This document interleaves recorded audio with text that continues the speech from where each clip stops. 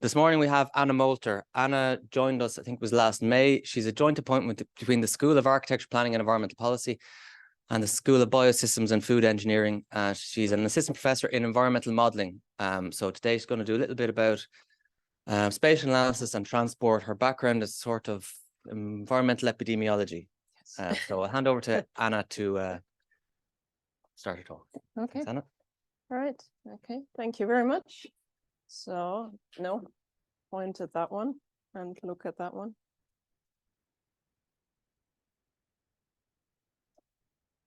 No.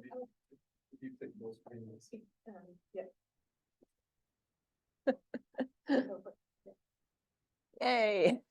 Okay. Right. So good morning, everyone. So just briefly, my background originally is in biology. Then I moved more into environmental science when I did my master's. I also worked in industry. I worked in the wastewater industry for about 4 years as a process scientist. And then I did a PhD in environmental epidemiology. And if anybody's wondering what that is, one of my colleagues once described it as us being disease detectives, hence the picture here. Pointing that way, right. So my research interests are, broadly speaking, environment and health. I did my PhD on air pollution and children's respiratory health, and a large part of that was exposure science.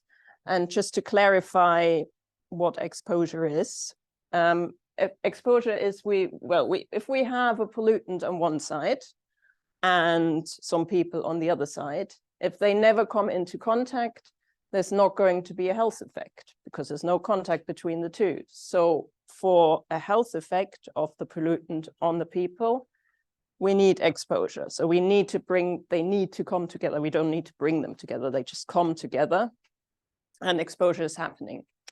And obviously this depends a lot on time and space because pollution varies in time and space and people vary in time and space. And through that, I got an interest in spatial analysis and geographic information systems.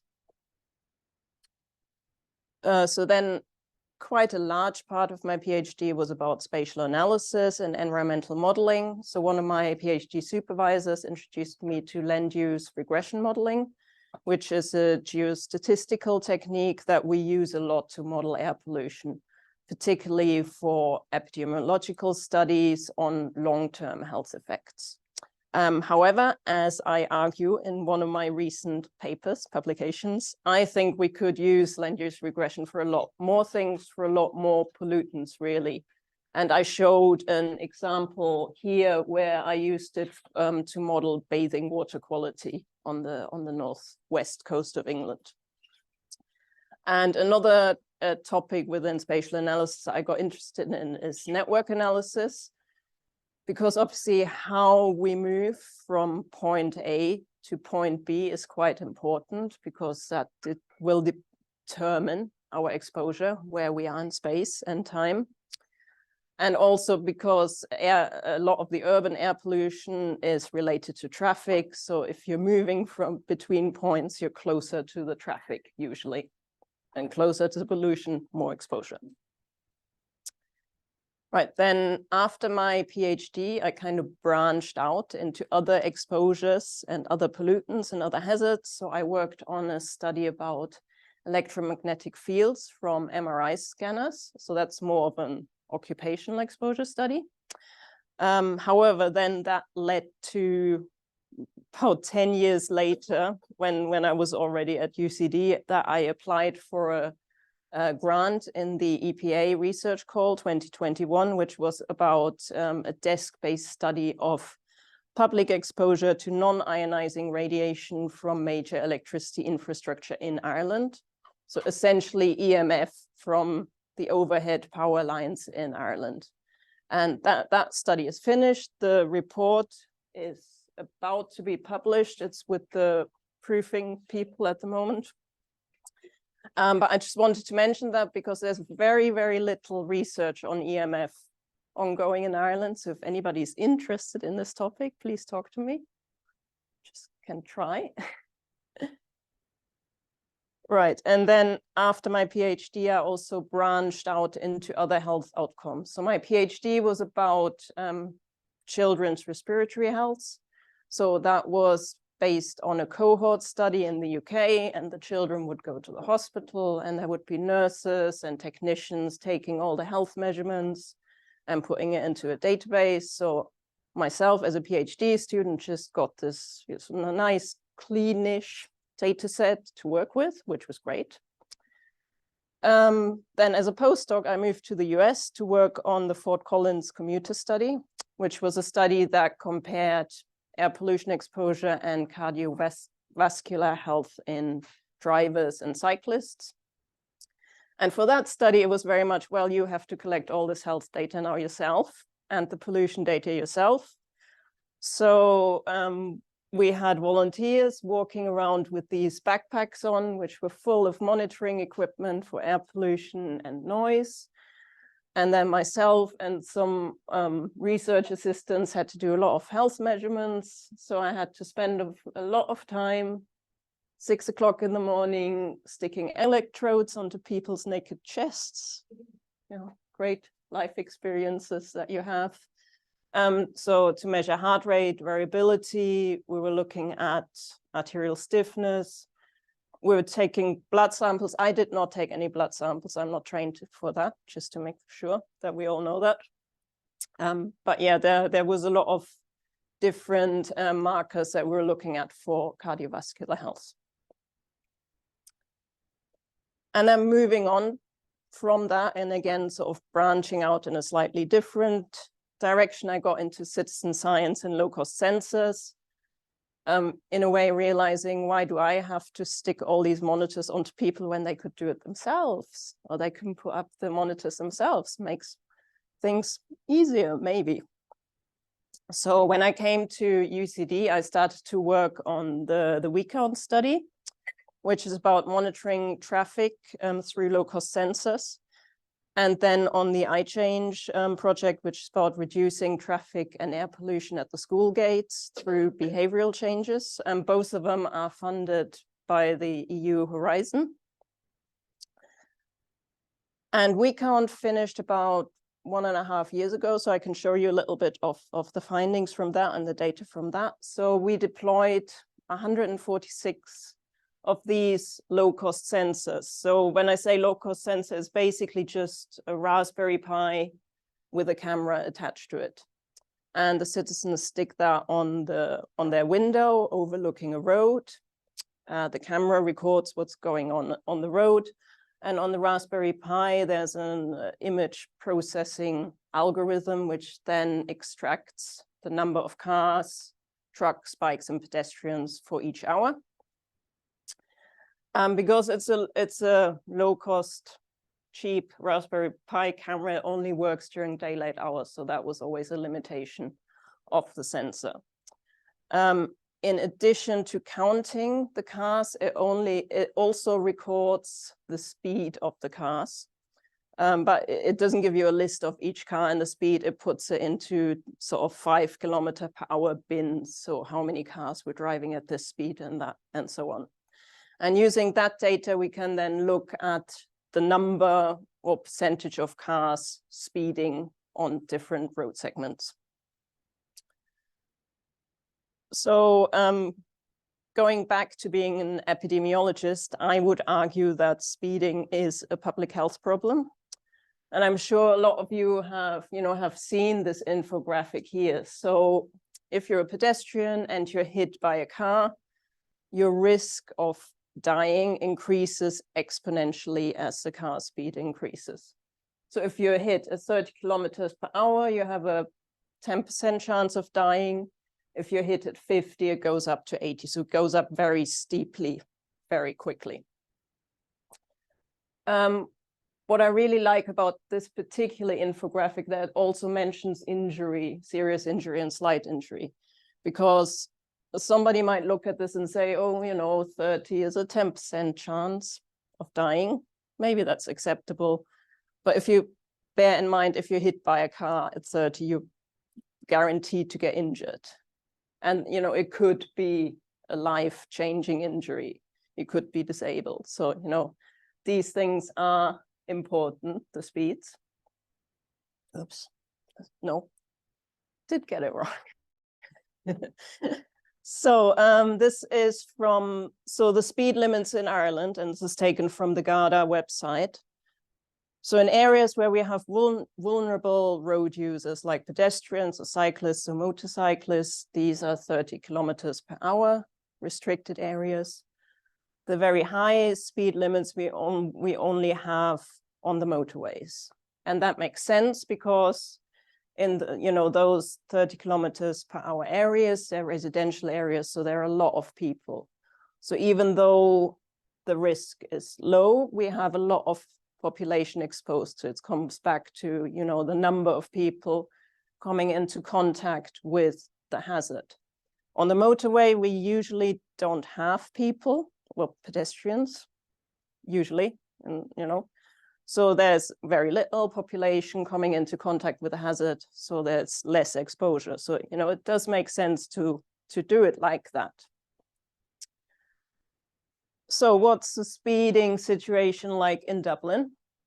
Right, so I extracted some of the data that we got from the census from March 2021 to September 2021, which is sort of roughly the summertime to give us better daylight, really. And because we have this problem with the daylight, I restricted it to only the data from 6 in the morning to 6 in the evening.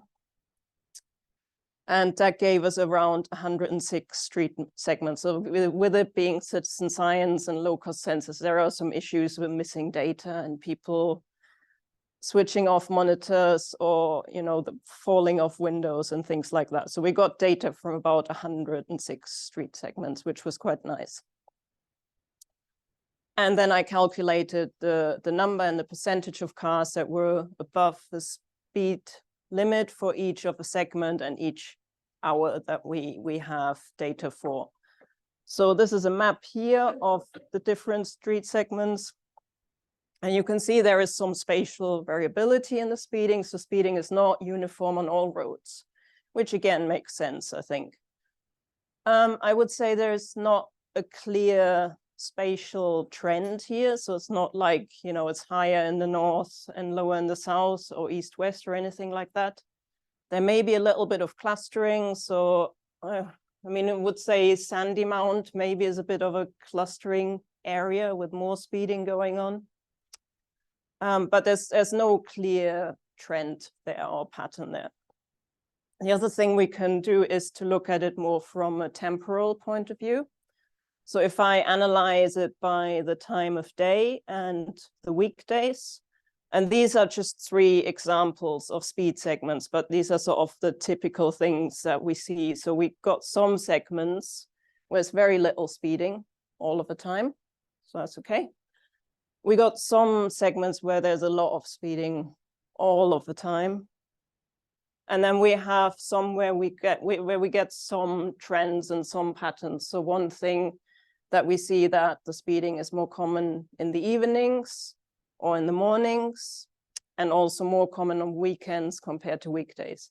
And again, that makes a lot of sense because it's related to traffic intensity. So if the roads are very congested, obviously you can't speed. There's too many cars. So in total, we measured 3 million cars. So over that whole 6 months period, we measured 3 million cars that were driving above the speed limit. And relative to all of the cars that were counted, that was 7.5%, which actually surprised me. I thought that was relatively low. Because based on the literature and on self-reporting, speeding is actually more common than that. But just to remind everyone, the current fixed penalty charge for speeding is 160 euros per offense. So that would have been equivalent to 490 million euros over 6 months, in theory, but, you know. And then analyzing the data a bit further, so the analysis is still ongoing because it is a really tricky data set to analyze. Speeding is statistically speaking, it's more common on the 30-kilometer-per-hour roads than on the 50 or 60 roads. And I think that's also reflected in the literature, that it's usually more common on the lower speed roads than on the higher speed roads. And that again brings me back to the fact that I think it's a public health problem, because if you drive 50 on a 30-kilometer-per-hour road, it's a much bigger risk to the population than if you're speeding on the higher speed roads. So just to remind everyone, you know, what is the police doing about these kind of things? So we had the National Slowdown Day in September. I don't know if anybody remembers that, maybe not, where they went out in force to catch people speeding, and they caught 865 cars in one day. All of them got a fine. It didn't quite get to 490 million, obviously, but, you know, it was just one day. So this is, that was, you know, the headline in RTE News. And then as you keep reading on, very interestingly, it says they measured a total of 150,000 cars and they caught 865. So anybody who can't do that kind of math quickly in their head, that's 0.6% of the cars they were measuring, which is a bit lower than what we got with our sensors. So, well, why is that? Well, the Garda also were very proud of themselves and posted some of the examples of speeding of cars they caught speeding. And I mean, I think it's important to find people who are going 20, 30 kilometers per hour above the speed limit, but they seem to be very focused on the motorways and the national roads. And as I said, maybe the focus should have been more on the 30-kilometer-per-hour zones, because that's where we have the highest risk. So that's why when I'm talking a bit about maybe we need to shift our perspectives. And that brings me on to the final project. So SHIFT is actually the name of a project that I'm the principal investigator of. So it's funded by SFI. Well, it was just awarded funding recently. I'm the PI. My co-PI is Professor Brian Caulfield from the School of Health Science. And then we also got Kieran Ferry here, who's our societal impact champion on the project. And SHIFT stands for Sustainable and Healthy Infrastructure by Reducing Stress During Active Travel. And the project is all about parents cycling to school with the kids. And what we want to do is we want to measure moments of stress during this cycling commute. And when I say moments of stress, it's these sort of very instantaneous and sudden physiological reactions that somebody has. So it's not this prolonged chronic stress that we probably all have, but this very sort of frightening moments that we get, for example, if a big truck goes past. So we can measure those things with wearable sensors that we can put on the wrist or on the fingers. And we're going to add some GPS and some cameras and maybe some other sensors to relate those moments of stress to the road environment, and to really, you know, figure out what is working well right now in terms of infrastructure, what's not working so well, and what improvements could we make. So with it being funded by SFI under Sustainable Communities Challenge, it has those different phases. So we're currently in the concept phase, which runs from September to February, and then the seed phase will start next March.